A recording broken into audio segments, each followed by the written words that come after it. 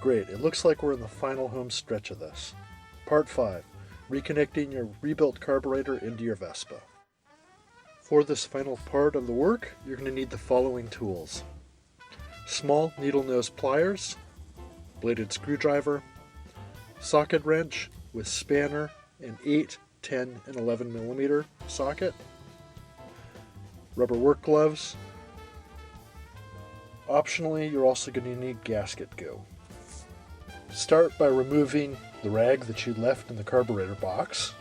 Then, replace the gasket found at the bottom of the airbox.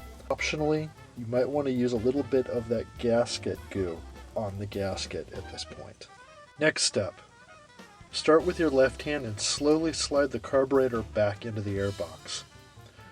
Now, with the carburetor basically seated in the airbox, but not attached, you will want to slide the throttle pin into the throttle cable guide.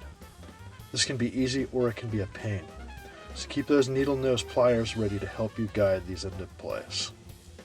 Next step, grab the choke cable and reattach the choke lever at this point. In some cases, you will need to use a pair of needle nose pliers to open the choke lever and make this a lot easier. Now rock the carburetor a little bit back and forth until you feel its seat. Using an 11mm socket wrench with a spanner, start to tighten down the carburetor. Do this carefully by first lightly tightening both of them down. Then jumping back and forth between the two bolts. Give each of them a quarter turn. Even pressure is really important here, because if you tighten one down too tightly at first, it can warp the carburetor. Once again, be careful not to over-tighten these nuts. Next step, it's time to reattach the fuel banjo to the carburetor.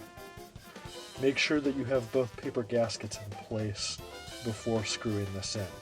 You'll want to use either a 10mm socket wrench or a bladed screwdriver to tighten this down. As with everything on the carburetor, be careful not to over-tighten this. Next up, it's time to slide the air filter onto the carburetor. Using a bladed screwdriver, tighten down the two screws that hold the filter to the carburetor. Next step, put the airbox top onto the carburetor box. Tighten this down using either a bladed screwdriver or an 8mm socket wrench as needed. Once you have this tied down, go ahead and reattach your cowl. It's time to turn the gas on, kick this puppy over, and see how she runs.